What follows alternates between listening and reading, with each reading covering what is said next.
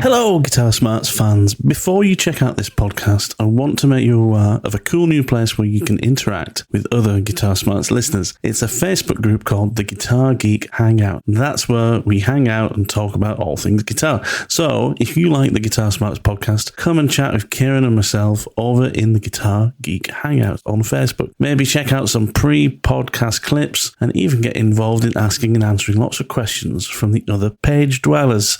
Hope to see you there. The guitar changes so much depending on kind of ambient temperatures and how much it's been played and gigged and taken in and out of cases and loaded into the back of the car and all of these things. And more often than not, it's the truss rod that needs a little tweak, plus or minus, just to dial it back in to where you like it. Mm-hmm. But people don't do that, and that's why I end up inundated with guitars coming through my door with people going, the action just isn't right on this, and it's just like, well, the neck relief is just way off for a start, and then there's other things we can do.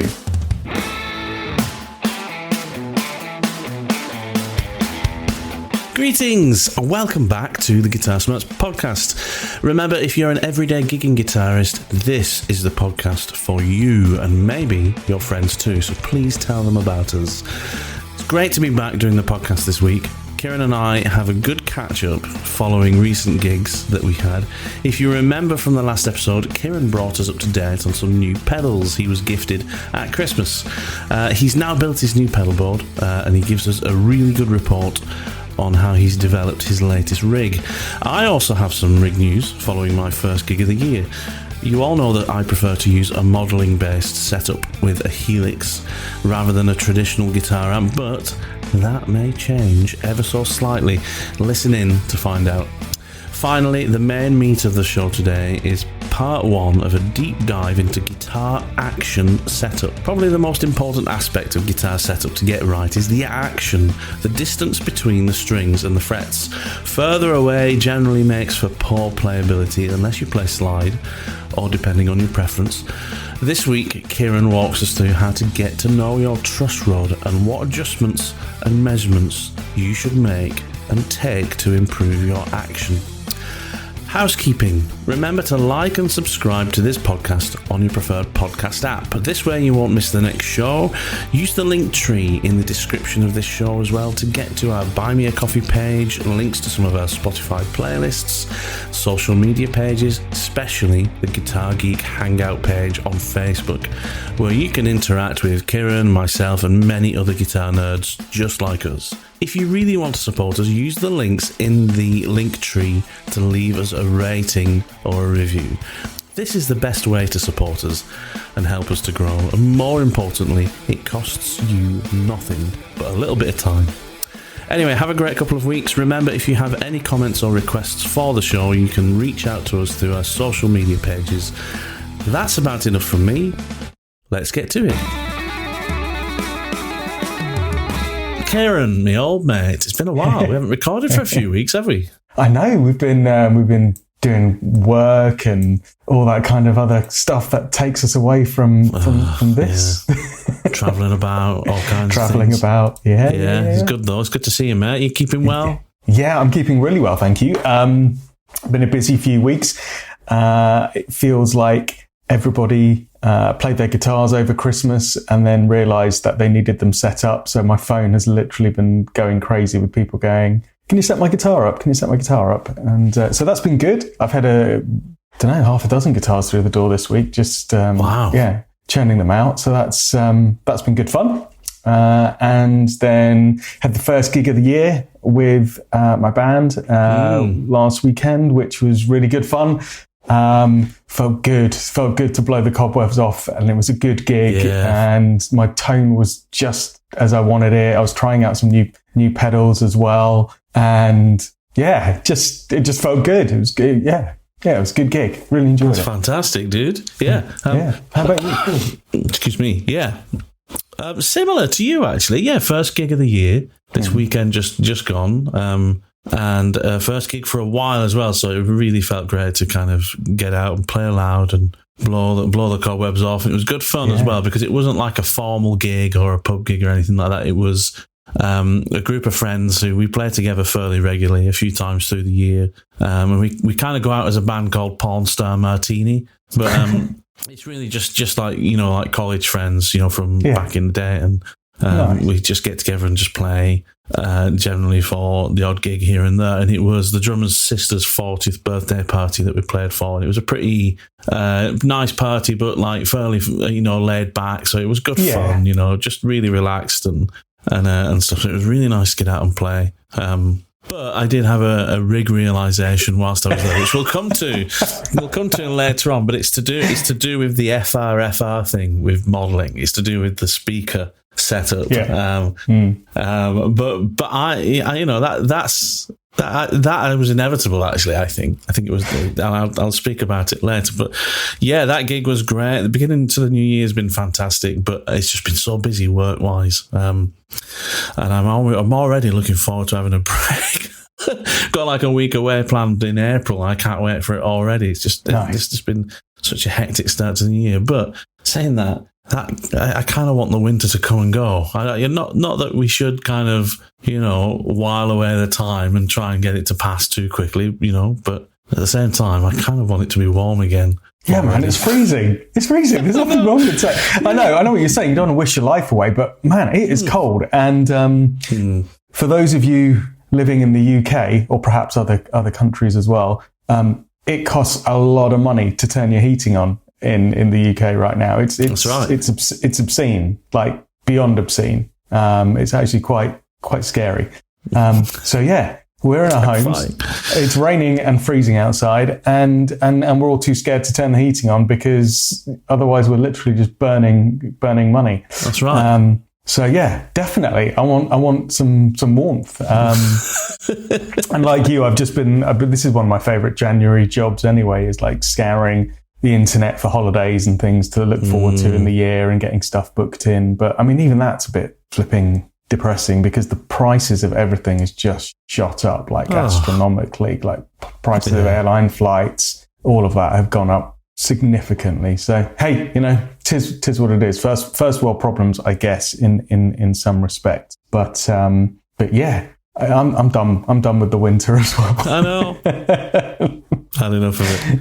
Yeah, man. Yeah. So anyway, dude, I'm really interested because the last time we were spoken post-Christmas, like post-New Year, and you were showing me your pedals and stuff. And I'm guessing since then you've been experimenting with resetting up your pedal board and your tones and things like that. And you just had a gig and you said it went really well. So give us a run through. Tell us how that's gone. What's happened? So rig-wise, pedal board-wise, man, I have this affinity and love, which will shock nobody of the listening audience, for buying more pedals, like every guitar player does, right? Yeah, why not? In the quest for eternal tone, improvements, marginal gains, all that kind of stuff. I think I might have just nailed it with this pedal board, though. I might need to just stop buying pedals. Oh. I'm really happy. I'm honestly, genuinely happy with all aspects of my pedal board now. So, very quickly, Signal Chain is Line 6, like wireless kit, G50 that goes into a Polytune Mini, which is brilliant, fantastic tuner. Love the kind of Polytune element of it. Mm-hmm. Then into a Crybaby Dunlop wah, which I've had since I was 15. But literally ripped it apart and changed all the parts a few times, particularly the pot. But it's the original chassis. There you go.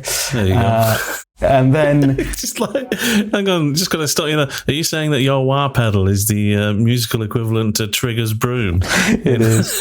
Only Fools and Horses. Yeah, for those of you outside the UK or anyone above or under the age of 40 that hasn't watched Only Fools and Horses, there's this brilliant, amazing comedy program called Only Fools and Horses, where this rather thick individual, thick as in like educationally subnormal, rather than the modern definition, which I think means bootylicious or something, isn't it? But, I'm going off on a tangent. Anyway, he said he had the same broom since he was 15 years old, and it served him well for 30 odd years, and he's only changed the handle 5 times and the brush head like 20 times. But other than that, this broom it's the same broom. It's the same broom. It's not the same broom, is it?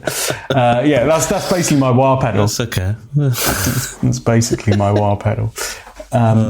So yeah, and then the signal chain goes into a range of different distortions and then into modulation effects and stuff like that. But I'm just really happy with everything in the signal chain. But you sent me before Christmas the link to the Boss DS1 reviews that were online, and that piqued my interest. And then we've talked about at length the TC Electronic Spark Mini Boost, which I'd never tried and really fancied it. So I had a whirl with those at sound check, and I think the Boss DS1 is a fantastic sounding pedal. It's a really good distortion pedal, but it is a distortion pedal. It's not a drive pedal, and actually the position I was looking to substitute it into needs an overdrive pedal, not a full-on distortion pedal. It actually, even on its lowest setting, it was too distorted for the level of gain stage that I wanted, if that makes sense.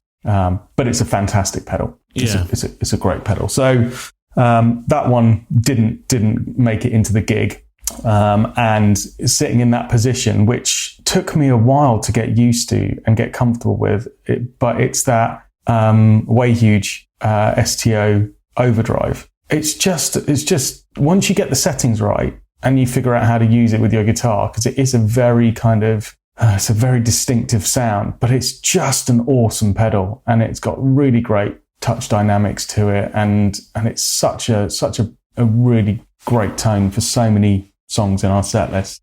So that is staying on the board. I'm not taking it off again. I'm just going to be happy with it. And those are my 3 gain stages, which I'm just so pleased with, which is the Love Pedal Super 6 Stevie mod, which you can't get anywhere anymore. And it's just the best tube screamer beating pedal I've ever heard. It just sounds phenomenal. It's everything I wanted a tube screamer to be that the tube screamer wasn't for me. It's just that John Mayer, Stevie Ray Vaughan in a box sound. It just is. And then the Way Huge STO is just that kind of creamier, thick overdrive on the edge of like heavy distortion, but not so great for really digging in crunchy rhythm stroke drive tones.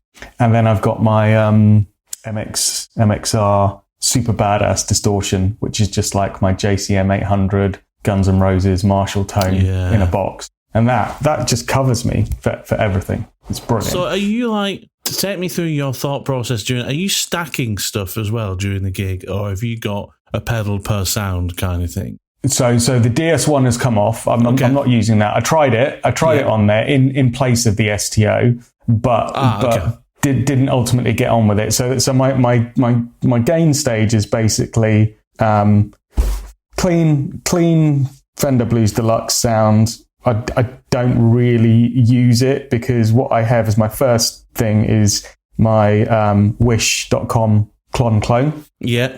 which I love, which is brilliant. Yeah. And then that goes into the Love Pedal Super 6 Stevie mod. And then we go into the STO Way Huge Overdrive, and then into the MXR Super Badass. And then for soloing and stuff, I hit the TC Electronic Spark Mini Boost. But each of those gain stages, I don't really layer them. No, you don't. Because that would just be too much. It'd be too much. The only thing that comes on and off, in addition to one of those individual gain stage pedals, is the clon. Okay. So your clon is like your lead boost on top of whatever it just gives it. You have. Yeah, if in a certain song I just feel like it needs a little bit more of a kind of push through the mix. It's not even to boost volume. It's just it's a bit of EQ shaping. Yeah. I use it more like an EQ shaping, really.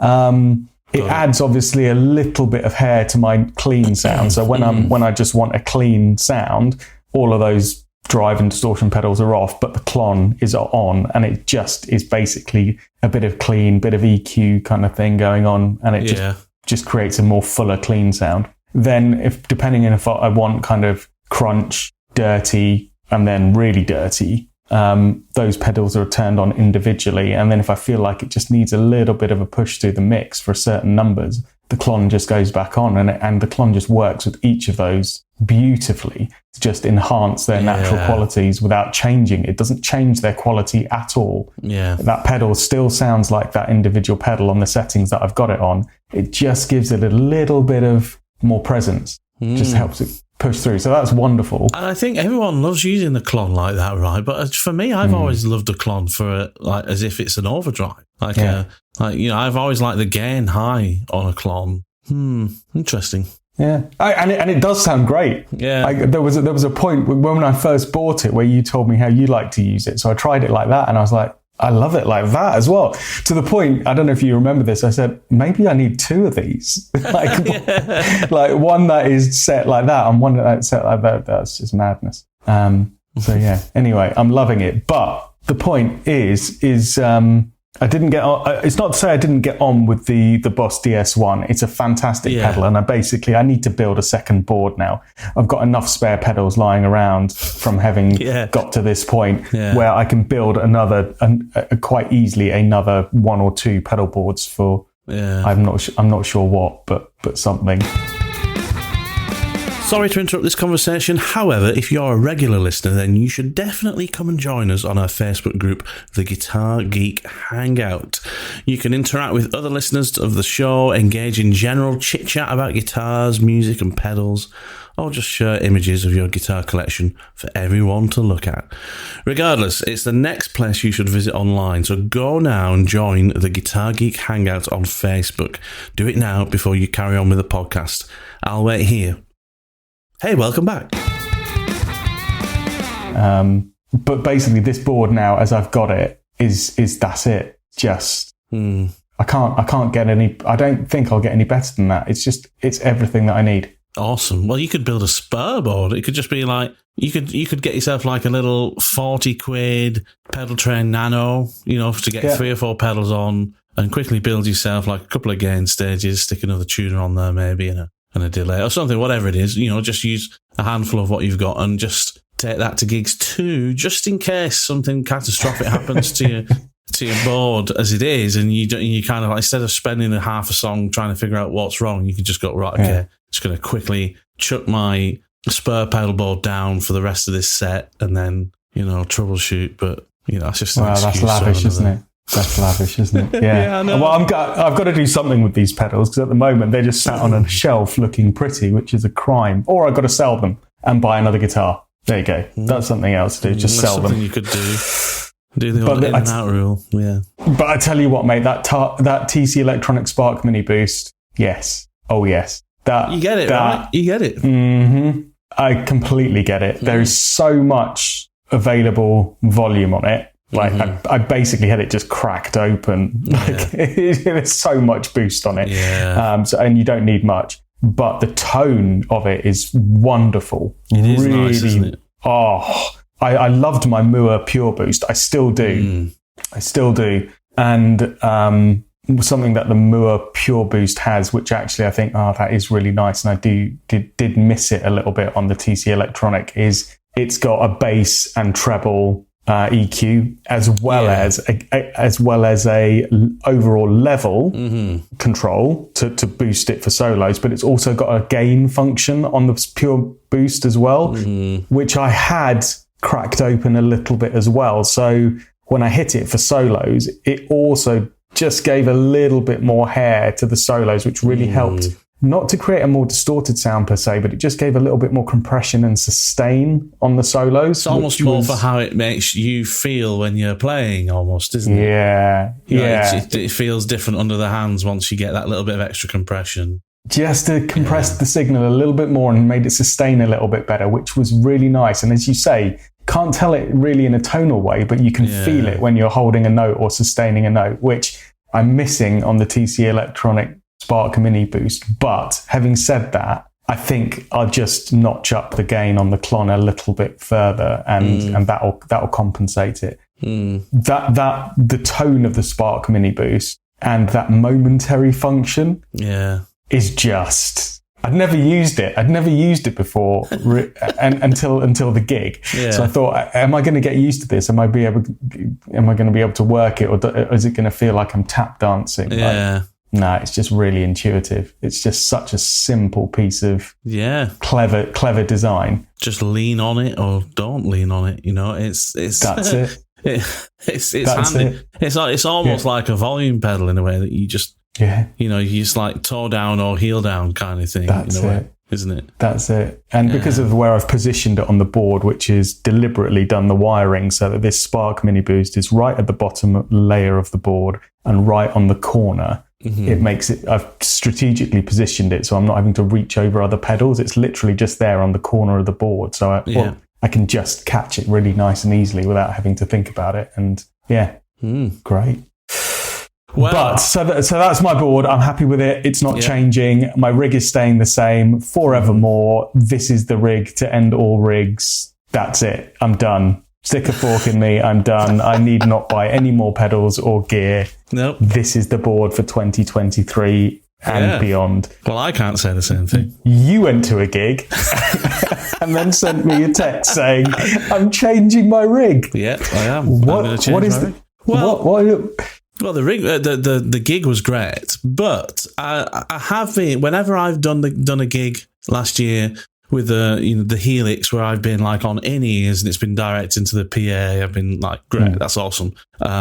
If I've had that Headrush FR speaker cabinet behind me, that's been okay as well, but it's just, the one thing I don't like about it just doesn't feel like a guitar amp. It doesn't have the kind of tonal shaping that a guitar speaker has, right? And I've just been missing that. And then this gig this weekend, when I gig with those guys, and it's a fairly stress-free thing, I don't tend to go through the PA. So I was like, I'll just crank the FR, and it really fluffed out on me, and like the low end actually had some like odd distortion going on. And I thought, just for our listeners, just tell us again what FR is, right, and why it's such a buzzword these days in terms of monitoring. Yeah, if you're using like a modeling system like I am, like a Helix, where you are simulating every part of your rig in the modeler, including the amplifier and the speaker, then you don't put that sound through a normal guitar amp that then also imparts its own characters onto it. You would put it through something called an FR, which means full range flat response. So it's a full range speaker, so it's got a full range frequency response, which not all guitar cabinets do. And it's flat response, which means it doesn't have what like an engineer like myself would call a transfer function. It doesn't have something that it doesn't change the sound too much. Everything, if you put something into it, that's generally what you get out. It's got a flat response. And the reason for that is so that the tone you create inside the Helix or your Fractal or whatever it is you're using, that should be what you get out. So that's what I've been using, this Headrush 8-inch FR, which is, for the size of it and the cost of it, is monstrous. But it just I found it actually quite deeply dissatisfying this weekend, how it worked. And I thought, maybe I need to change my approach. And it was in looking at an alternative approach that I realised that I can make one change to my rig.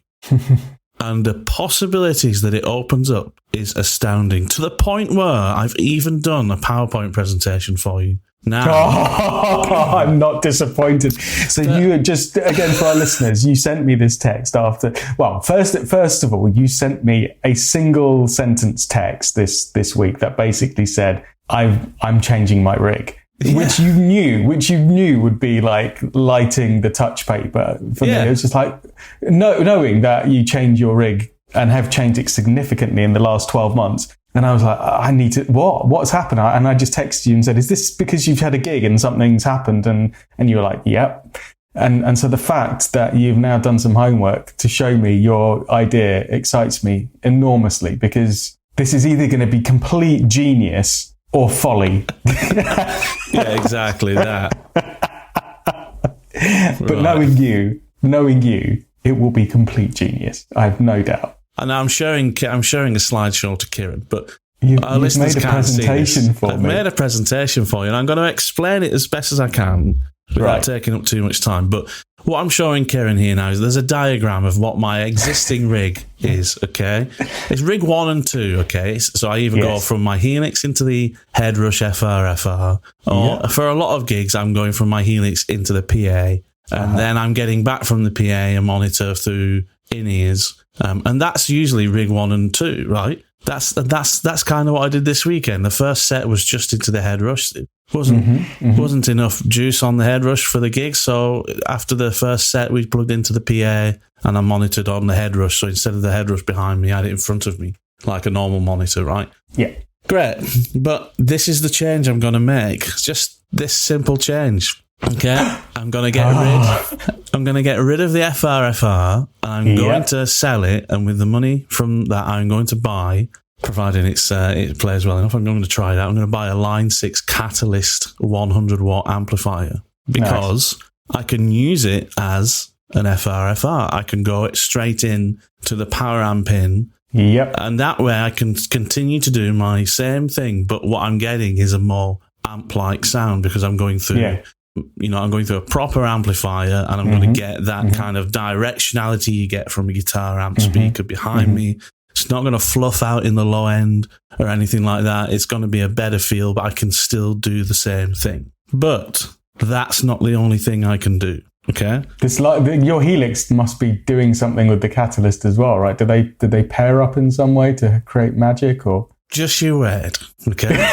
Just you wait. Here's rig number 3 possibility. I can just go straight into the amp if I want. And what I can do is I can get rid of all that DSP that's being used in my Helix to do the amp sound. I can use my Helix now as a huge digital pedal board, and I can just use the amp sound in the Catalyst. That's another option. That's a great option. Here's another option I can do. I can use the effects loop in the Catalyst to do the 4 cable method, right? So now I can actually put the Catalyst's preamp sounds into the Helix, right? Wow. And then, exactly. So I can do the 4 cable method, because, that's a good thing to do as well, which means I can put some of the Helix's effects post the amp sound, right? Yeah. So my time-based effects can come after the amp, even though the amp is a different box now. So that's rig number 4 I can do. Rig number 5, right? If I want, I can connect the MIDI connection to the Catalyst, and I can use the Helix to change parameters or presets on the Catalyst using MIDI. So it could actually be like a 12-channel amplifier as well as doing the 4 cable method. So then that's crazy. And then, of course, the other thing I can do is I can just go straight into the amp if I want. Yeah. I can not even take the Helix. If I want to I can just turn up, I can just set myself a nice lead sound, use the volume control to get clean. On your phone probably as well in this day and age. Yeah, exactly. No, because it does, right? Is it not controlled by a phone app? You can have an app to control it by a phone, and then you can get to some deeper functionality in the effects and things like that. Yeah. And then also, if I want, I might build myself a new little pedal board just for these purposes. And then as we go, this is rig number 7. I can't do this. Jesus. I can only do 2 rigs at the moment. If I just change the amp, I can get up to this. So if I might do that, if I change this Catalyst, then I might build myself a little, just a fun pedal board, just to rock up to a simple gig. Hey, Matt, do you fancy coming down to a jam night or whatever like that? Yeah, other people might be playing my guitar. I'll bring a simple little pedal board, just a couple of gain pedals or something. So there's another possibility. Mate, I've got about 15 drive pedals for sale if you want one, because you sold all your stuff to buy the Helix. So you're going to need some pedals. I can help you out. And then don't forget, just last year I bought myself a Digitech RP1 from the 90s. Oh, I forgot. Remember that? That is a serious multi-FX unit. I could use that as my pedal board as well. So that's in case you encounter a DeLorean and need to go back in time. Says, "Hey Matt, do you want to just join this Toto tribute band? You need to have loads of 80s effects." Then I can do that with the RP1. And do you know what as well that's good about the RP1? That's got MIDI out as well, so I can use that to control not just the sounds I'm getting. That's got MIDI out? Yeah, I can use that to do program changes on the Catalyst, so I could actually use the RP1 to control the different channels on the Catalyst as well as different sounds, which also means the final rig opportunity I've got is I could not even use the RP1 for the sounds. I can just go straight into the Catalyst and I could use the RP1 just as a MIDI controller to control the amp. Yes. Yeah. And that's it. So from by one change. Just one change, mate, and that's it. Done. Gone from 2 rigs to 10 rigs. Just by changing that Headrush FRFR to a Line 6 Catalyst 100, which after I sell the FRFR for what they go for with the Gator case that I bought for it, I'm probably looking at about 50 quid of my own money to get up to the Catalyst 100. Oh, God, that's reasonable. And that's how much is the Catalyst then? The Catalyst 100 retails for about £340. That's a bargain for 100 watt solid state. Yeah, and the effects and the amp sounds in it are from the HX range of effects. Yeah. So you're getting helix sounds. You're just not getting the depth of adjustability and functionality. They've reduced what you can do with the sounds down, but they are helix sounds. Yeah, but you've got a helix for anything more complex that you want to model anyway. Exactly that. So I'm kind of what's the speaker in it? Is it a 1x10 or? It's a 12-inch. So it's a 12-inch Line 6 large neodymium driven speaker in it, and apparently it sounds really good. Wow. So I think that's what I'm going to do. I think I'm going to make that small investment in the Catalyst 100 after selling the Headrush and open the possibilities up as to what I can do at gigs. Hugely. Yeah, I think it's sensible. I think it's really, really sensible, mate. I think that's going to work for you. It's way more sophisticated and advanced than what I was doing with my modeling stuff back in the day, but not entirely dissimilar, right? Because I was using the Pod XT to go into because I tried it through a PA and things like that, and through a PA monitor speaker and stuff like that, and I just didn't get on with the sound like you. It just didn't sound quite right to me. Something in the low end and stuff which just wasn't right.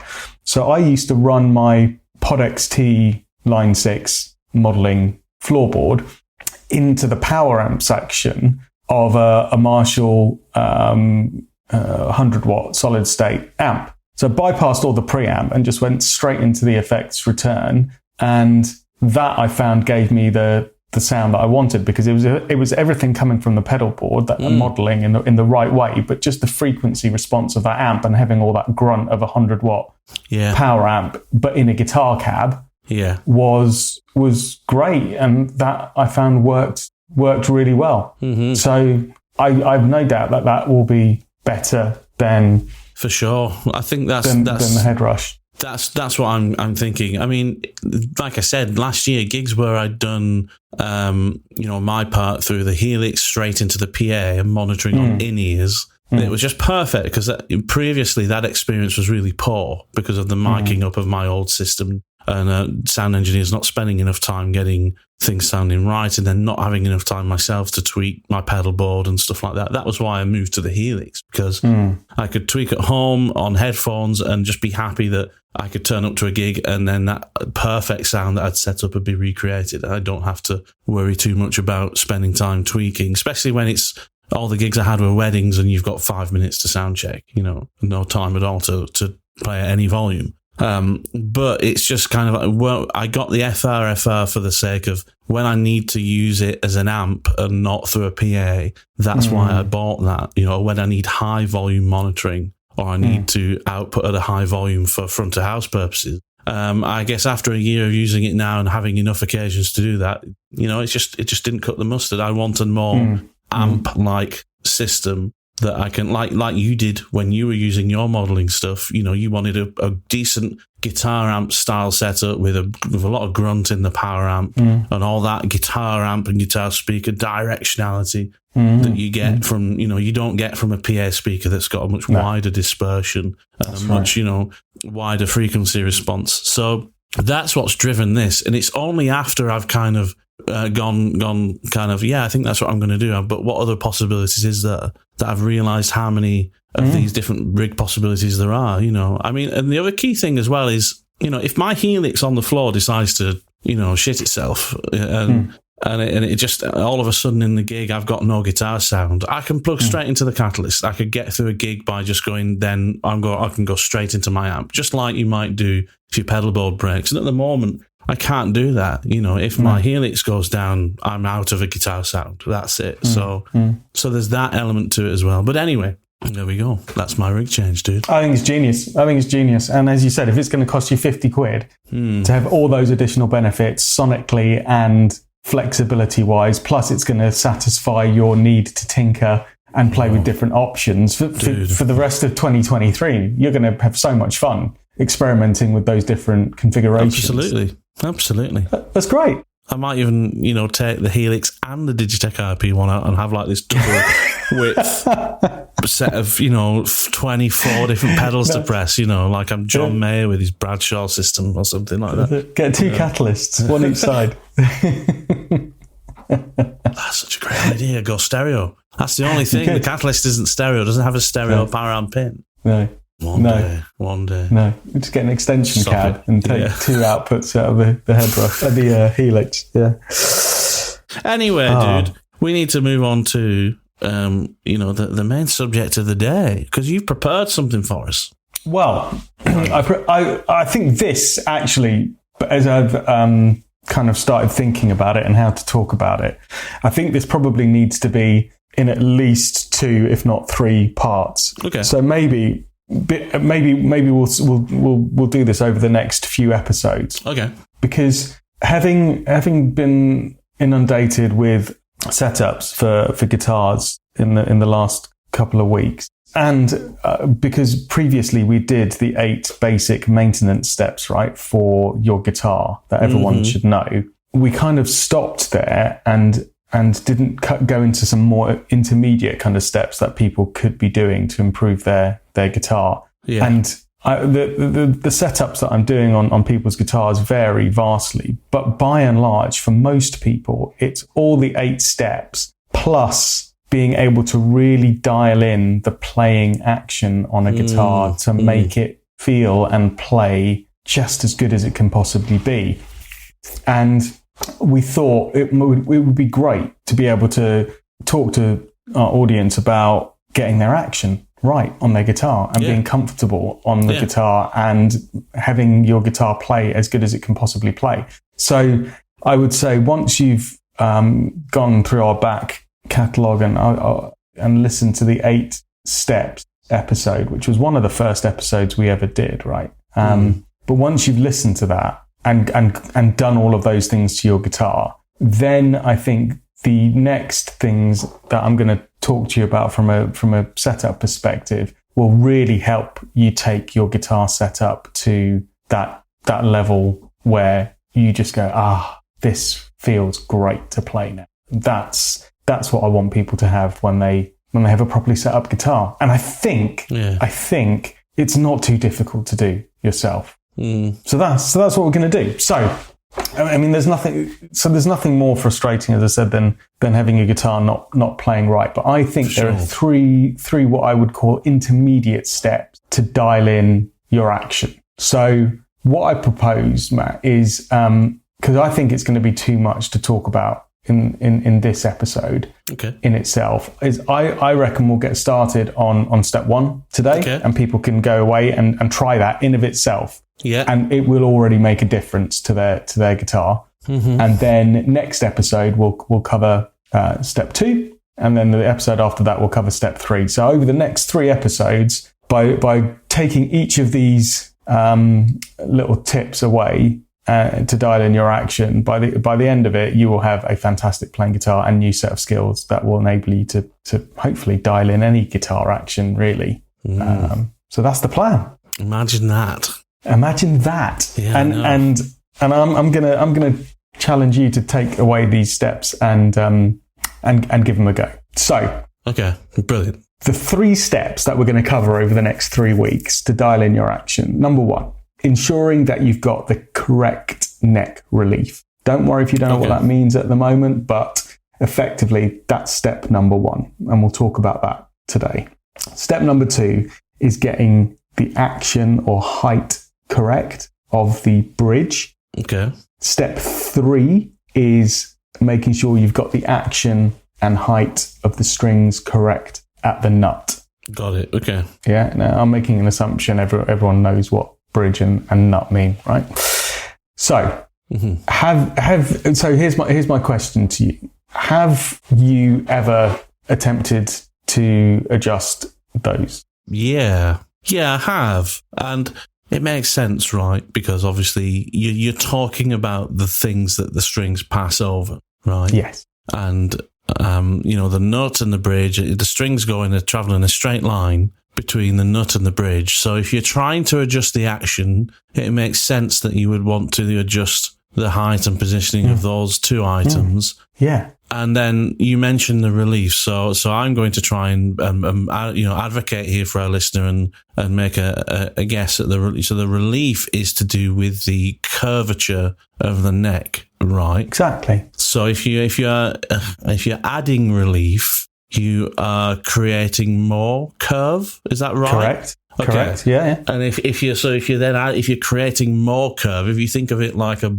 bow from a bow and arrow, then that's raising your action, I'm assuming. And if you're taking relief away and therefore straightening the neck in comparison to the string, then you're bringing the string closer to the frets. But there's a balance, right? Because every time you fret a string, you are bringing the rest of that string closer to the fretboard. Correct. And so yeah. Anyway, I'm getting ahead. That was beautifully explained. That was beautifully explained. Right. So once you got that neck relief right, and that is exactly as you've said, the amount of back bow or up bow on the neck relative to what the string tension and the string pull is doing. This really helps the action overall on the guitar, as you say. But more predominantly, I would say in the middle part of the guitar, kind of those frets from 5 to kind of 12. But it really has a big impact there. The action at the bridge is can be done in different ways, and we're going to talk about that in the next episode. And that is predominantly affecting the action from the 12th fret onwards, predominantly, not exclusively. And then the action at the nut, which is a bit more of an invasive thing because you will have to take some files out and cut the nut to the right slot depth. That's more important at having a bearing on the action from, I would say, the first to the kind of 8th fret ish. But all of these things are interlinked and do have an effect on the overall string height along the length of the neck to some extent. So I think it's important to do these things in order, which is why we're going to start with step 1, which is making sure that the neck relief is correct. Then once you've done that, then we look at the action at the bridge. And then thirdly, once we know the action at the bridge and the neck relief are correct, then I would advise checking and adjusting the action at the nut.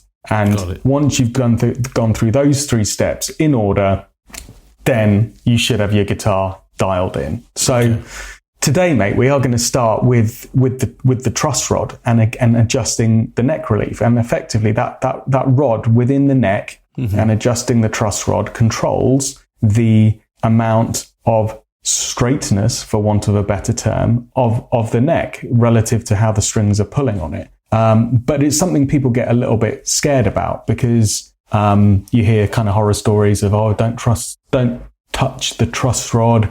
If you do it wrong, you can kind of completely break the guitar and ruin it. And, I would say just be careful and follow these tips, but don't be afraid of the truss rod, because once you've found out how to adjust it, it is something that is just so useful because the guitar changes so much depending on kind of ambient temperatures and how much it's been played and gigged and taken in and out of cases and loaded into the back of the car and all of these things. And more often than not, it's the truss rod that needs a little tweak, plus or minus, just to dial it back in to where you like it. But people don't do that. And that's why I end up inundated with guitars coming through my door where people going, the action just isn't right on this. And it's just like, well, the neck relief is just way off for a start. And then there's other things we can do. So do you adjust the truss rod and on your guitars? I will do if I need to. I haven't needed to for quite some time, but I'm also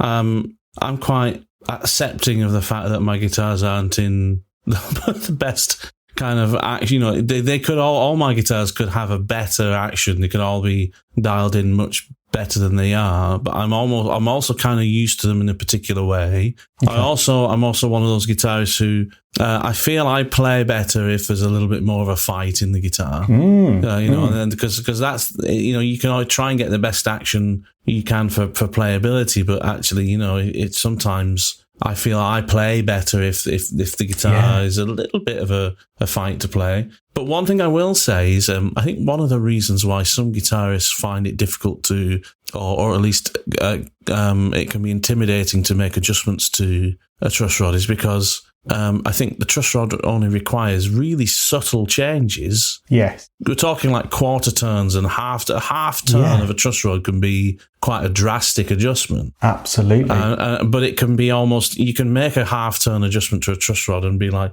nothing's changed. It can, initially you might think, I don't know what's happening. And then you start thinking, do I need to do another half a turn? Is this nonsense? Or can I just twist away and it's all fine? I think some guitarists may not necessarily know that there are nuances involved in these adjustments. And because they don't immediately feel something changing or turning or bending and tightening, that they don't necessarily trust their own judgment then, therefore, that there's feedback from the guitar for the changes you're making. And actually what you have to do is you have to go looking for that feedback in other ways, right? You have to get tuned up again and make some actual measurements so that you can understand. But yeah, sorry, the long answer is no, I don't really touch my truss rods, unless I really, really need to. So mate, to be honest, that's most guitarists, like pro and amateur alike, like don't go near the truss rod. And I would say get over that fear and that hurdle, embrace it, get used to it, but do exactly as you say, which is go cautiously and figure out how to measure. Now I've got to the stage where, and I'm sure there's our listening audience who are competent around setups and, even luthiers that listen will be, you just have a feel for it. I can, I don't necessarily need to get out the feeler gauge or the string gauge ruler to measure. I can and do on occasion just to replicate certain settings on guitars, but I can literally check relief with my hands and fingers and using certain techniques, which I will share.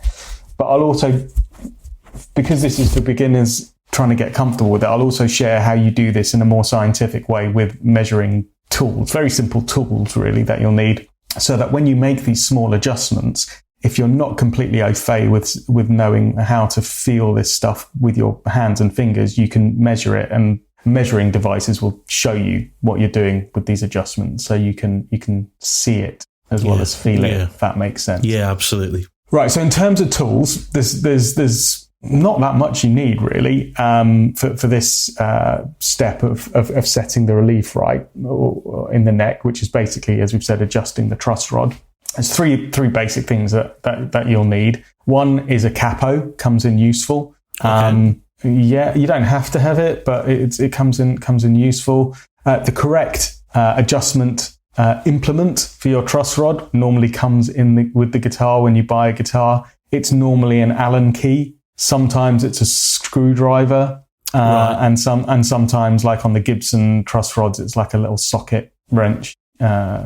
So just make sure you've got the right one. You'll be able to see by looking at the end of the truss rod. Now, if you've got a Strat like mine, you might find I have to take the neck off to adjust my truss rod, unfortunately, because it's at the heel of the neck, isn't it? Yeah, it's kind of like a vintage Fender spec where it is a slotted cross-slotted screw located in the heel of the neck. So you've got to at least take all the tension off the strings. Yeah. Don't necessarily need to take all the strings off. You need to take all the tension off the strings, and you need to loosen those 4 or 3 sometimes screws bolting the neck onto the body, and to then be able to crack the heel up sufficiently enough for you to be able to get your screwdriver in there.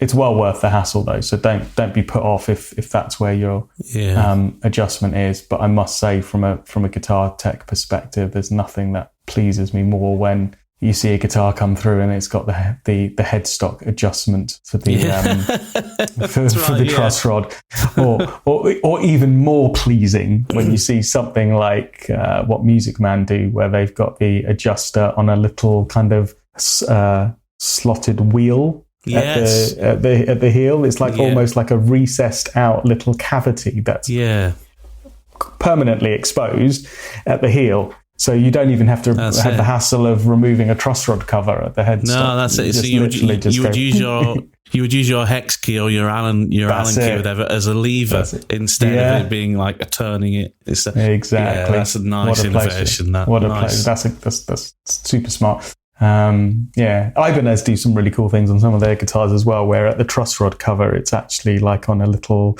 like a little swivel clip where you just press it and swivel it and it opens up to access the truss rod rather than having to unscrew any screws. Anyway, these are sad little modern instruments, modern innovation. Anyway, so get yourself a capo, get yourself the right adjustment implement depending on your guitar. As I said, 90% of the time it's going to be an Allen key, so make sure you get the right size Allen key.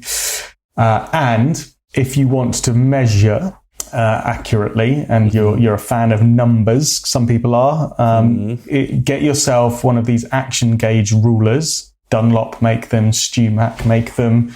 One of these things, that side. You seen them? Yeah, if you jump online and have a look and just put in like a guitar action gauge ruler, you'll get what Kiran's kind of showing me now, which is basically like, it's like a metal rule, isn't it? But instead of it being like a normal rule, you can stand it up against your strings and it will give it'll tell you the height of your string from the frets in millimeters or in fractions of an inch, depending whatever scale you want to use, and that's vital, isn't it? Because like you said, if you want to know that your adjustment is, we're talking about fractions of an inch, aren't we? And we're talking about half and quarter millimeter adjustments here to your string. Exactly. You're not necessarily going to be able to see and feel that by eye. So having this is vital in being able to know that the adjustments you're making are actually having an effect. So it's a really good, and you don't have to spend a lot of money on that. I think mine I got from Amazon for a few quid. Yeah, exactly. It's credit card sized. It's a little steel implement, and running along one edge. This one is metric, so it's millimeters. And apologies to anyone that works in inches, but I can't deal with inches. I can, but saying something like 4/64ths of an inch to me is it's just like what 57 69ths of an inch. just tell me what that is in metric, in numbers that make sense. So apologies, audience. I'm going to talk everything in millimeters because millimeters are like. But along one edge, there's effectively like an increasing kind of gradient of millimeter measurements, which are really easy to use because you literally just place that against the top of your frets, and you can see where the string rests against the ruler, and it tells you exactly what the distance is. Very very cool. So one of those, or if you don't fancy using one of those, and get yourself a set of small feeler gauges, which are just. Oh, mate, I love these. Old school engineering. Feeler gauge is so this is kind of like a, you've got like a set of them, haven't you, on like on like a fan, fan out almost. And they're basically like a finger-sized, like metal plate, and every one of them is a slightly different thickness. So you want to measure the gap between two things, you would slot different feeler gauges in until one of them was maybe snug. And if it's quite snug, then you can say, well, that gap is the same size as that gauge, and that gauge might be 0.2 of a millimeter or something like that. So you'd use those feeler gauges to measure gaps between two things that you can't get a measurement tool between, like a ruler or something like that. So So it's good you're having this conversation with an engineer, because I can explain tools very well, you know.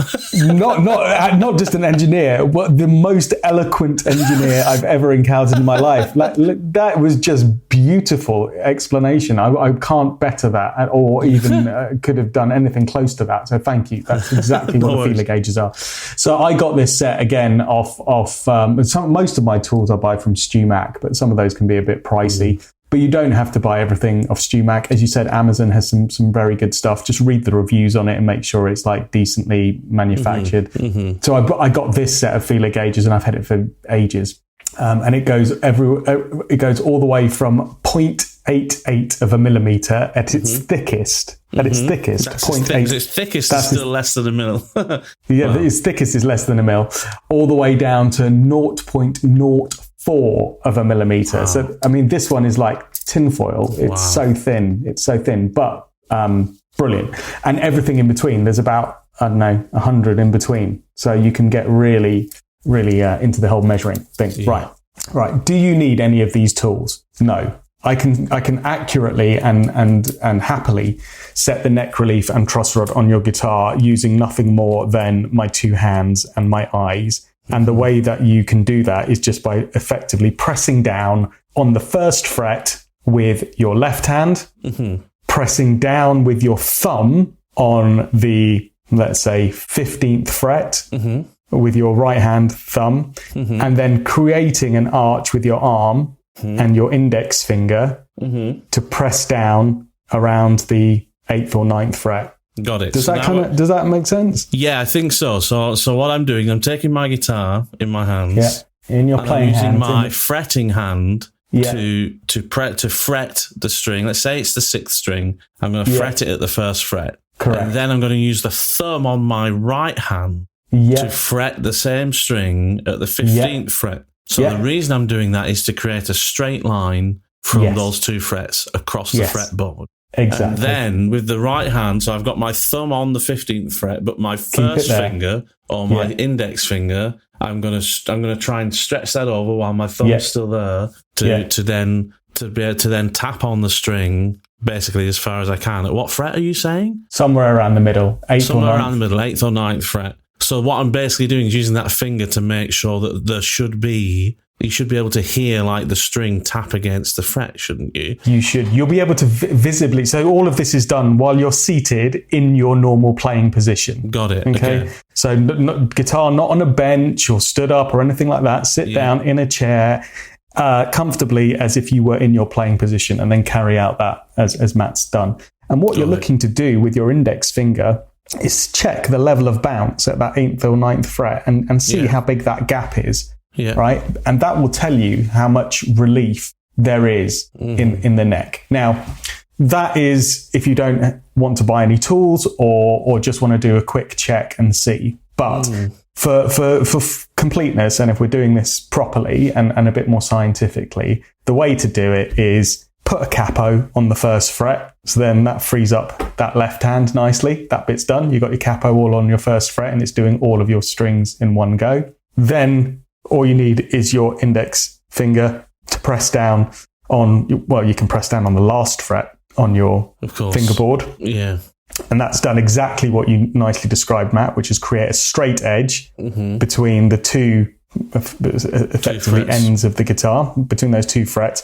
And then what you can do is either use your string action gauge ruler and slide it in behind the string you're wanting to measure. Let's say it's the low E string, and you're wanting to measure what the distance is at the 8th fret from the top of the fret wire to the bottom of the string. Or my preferred way is to get a feeler gauge and slide the feeler gauge down between the top of the 8th fret wire and the bottom of the string, and see what that gap is. Is there an empirical measurement you would expect to be for the right setup? Yeah, so that's the key question, right? So this goes back to something that you said earlier, which is it's down to personal preference to some extent, right? Yeah. And playing style, right? Yeah.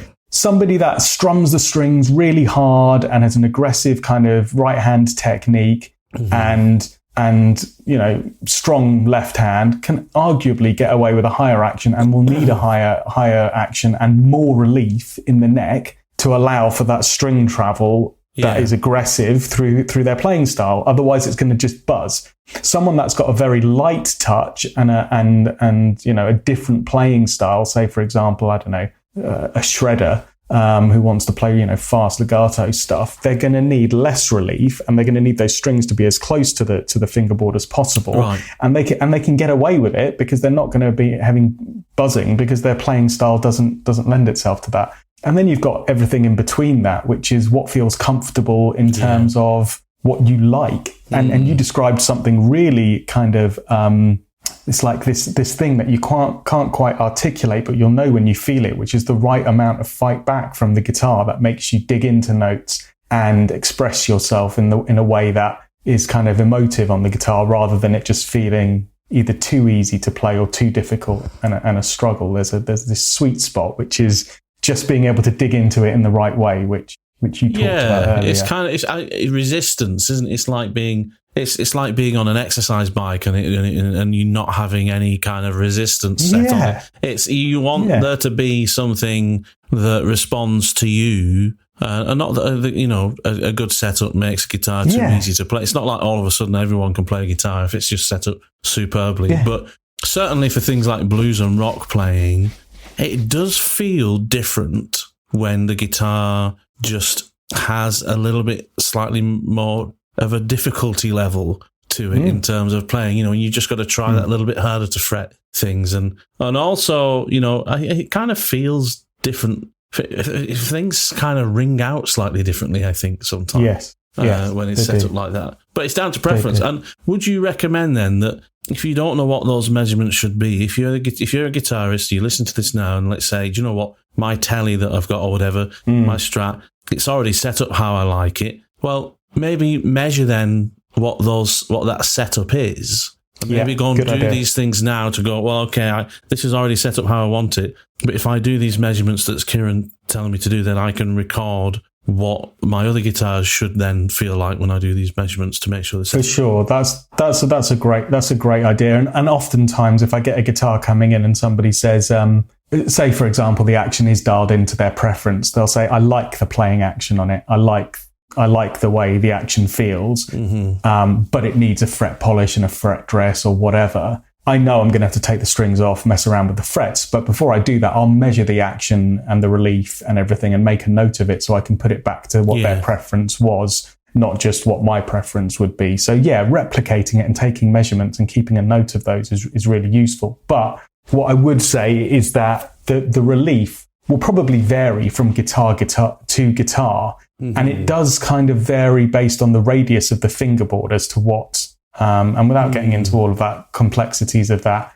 it does vary. But to answer your original question, anywhere between, I would say 0.2, I say anywhere between, this isn't a huge margin, anywhere around 0.2 to 0.3 millimeters relief is generally considered like manufacturer spec. Right. Okay.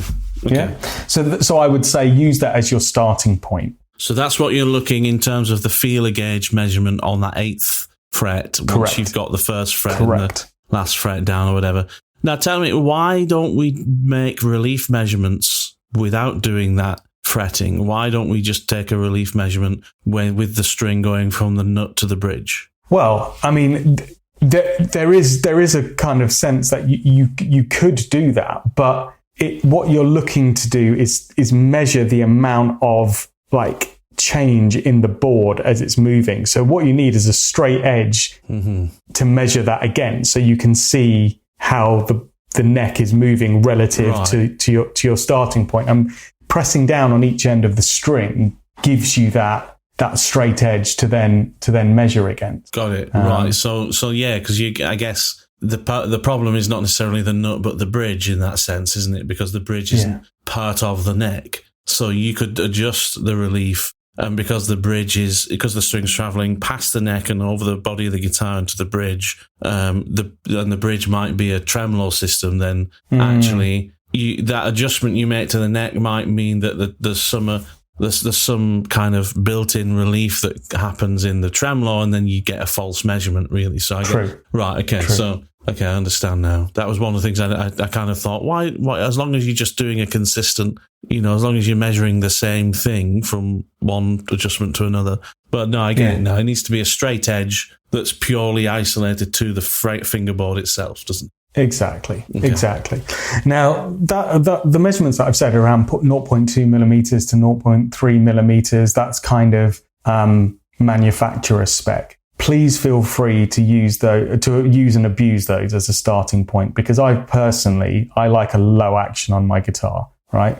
Yeah. So before today's call, I just went and measured a couple of my guitars just to see, because you can cheat these up and down from these values based on your personal preference, right? But one of my Les Pauls that I'm gigging routinely, that's got a super low action on it. The relief that I've got at the 8th fret is 0.13 millimeters. All right. So that's way less than the 0.2 manufacturer spec, right? But it's beautiful because I know the frets are all level and the nuts cut well and the bridge is adjusted properly, which we'll get onto in the next episode. So I can take that relief down, and I don't have a heavy playing style. I've got a light touch. So I'm not buzzing out these strings by having such a small amount of relief. It's and then one of my Strats I just pulled off the wall. That's about 0.1516 on the relief. So it's not as low as my Les Paul, but it's a nice, comfortably low action. So you feel free to go lower if you want and see what happens. And then you'll always get feedback from the guitar by it buzzing or choking out. That'll tell you you've gone too far. And slightly higher relief on the Strat because of a more vintage radius, maybe than the Les Paul. I mean, what's the Les Paul? 12. The Les Paul is a 12-inch radius, but that particular Strat I took the measurement off has a compound radius on it that goes from like 9 all the way up to 14. Oh, okay. So right. Got it. So purely the reason on that Strat is because I like to dig into it a little bit more and do that Stratty thing on it for blues. Got it. Yeah. So that's just a feel thing. I just like a slightly more, dug in vibe on that Strat. So yeah, but you make a good point. Some of it will be dictated to by the physics of the guitar and the measurement of the guitar. So you can, but you can, provided you're making small little adjustments at a time, then see what it does. And it's for those of you that don't know, basically as you put your Allen key or your socket wrench or whatever you're turning, if you turn clockwise, then you're tightening the truss rod and you're reducing that gap. Okay. Yeah.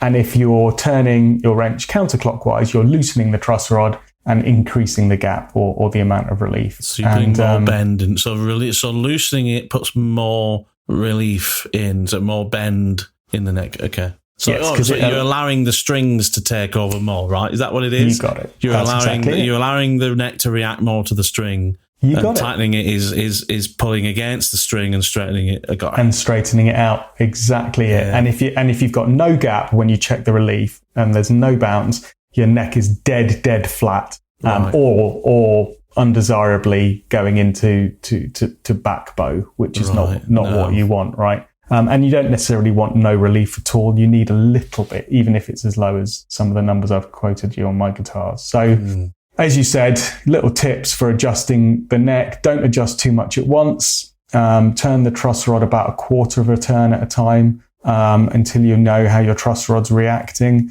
If it's taking a little bit more, then increase the amount you're turning. But you're not sitting there kind of winding Allen key round and round. You're talking subtle movements, aren't we? Subtle little quarter turn. Stop. Tune it back up to pitch each time. Measure again. Yeah. Okay, that's what's happened to the gap. Something big's happened, something little's happened. Okay, I'm going to take it a little bit further. Tweak the truss rod again, little quarter turn, tune it back up to pitch again, measure again. Don't force anything. If you feel there's excessive resistance during an adjustment, It could be that your truss rod is already maxed out. That's as far as it's going to go in each way. And so you don't want to damage it. And that's where damage often happens, where people go, it's stuck or something. And it's not, it's maxed out. Don't overdo it. If you're in doubt, then take it to a tech. That's pretty much it. You did mention something really important as well, which I hadn't thought about, but it's a really good point. And it's why I always leave, after I finish setting up a guitar, I always say to customers, and then I want you to pick it up the next day after it's been left overnight. And that is because some necks don't adjust immediately, or they'll adjust a little bit, but then they'll continue to adjust, microns, little tiny increments, but after the guitar has settled for a while. Right. So sometimes if you've changed string gauge significantly, this is another time where you really want to tweak the truss rod. People don't. They just go, I'm going to change my guitar from 9s to 10s or 10s to 9s, whatever. And I go, well, you're going to need to adjust the truss rod. And they're like, oh, really? It won't make a difference. It will make a difference. It'll make a massive difference.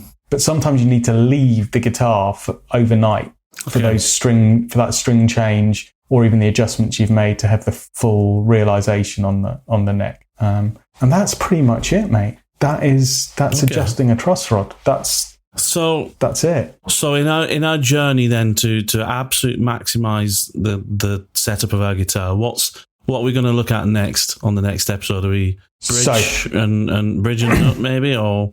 Yeah, definitely bridge next. And then nut. I mean, technically speaking, adjusting the truss rod, whilst it does have a good bearing on getting your action right, that's just a basic thing that needs to be done to make sure that your guitar's in the correct kind of place of operation. The next two steps are really where you're going to do the fine amounts of dialing in to then really get it optimally. So we've got now our guitar with the right level of relief in the neck, that we can then start to make these finer adjustments at the bridge. So we're going to learn how to adjust the saddle on an electric guitar. And we're also then going to learn the scary art of cutting a nut. But it's not that scary, actually, if you follow some simple tips like we've done with the truss rod. Honestly, you can do it. Anyone can do it. It's not difficult. Just angle your cuts back, I'm assuming, is one of them, right? Yeah. We'll go into that. We'll go into that. I can't wait already. And do you know what? This is absolutely vital for me, because I'm sure we've got plenty of listeners who are thinking the same thing. Maybe they've thought this already. Maybe they're just thinking it now. But I really want my guitars this year to play as well as they've ever played. And I really want to be able to do that myself. I really want to be able to pick up my guitars and play them and enjoy playing them. But also, if something needs to change, then I want to be able to change it myself. And I want to be able to make these adjustments with confidence and with knowledge behind them to be able to feed into that confidence. And this is vital. So this is going to be a really important series of shows for us over the next few weeks, where you're going to guide me and everyone who's listening through some really important and simple processes, but more importantly, you're going to build confidence in our listeners to be able to go away and maybe order some tools and just kind of crack on and make their guitars even better. It's going to be cool. That's the aim, mate. That's the aim. I mean, today we've covered one of the most simple, often most neglected areas on guitar setup, because no one wants to touch the truss rod. And actually, hopefully what you'll have learned is if you do it slowly and carefully and you measure what you're doing and you can see the impact of it, it's actually not a scary thing at all. And you can totally do it yourself. And it has a big difference. Next week, we're going to talk about adjusting the action at the bridge, which differs depending on what type of bridge you've got and what type of guitar you've got. But honestly, once you dial this in and do it properly, especially on a guitar where you've got individual saddle pieces, like a Fender style guitar where there's 6 individual saddle pieces, and you need to not just set them to the right height, but set them to the radius of the guitar neck, all of a sudden your guitar just clicks into place, and you go, and you have that kind of this feels great moment.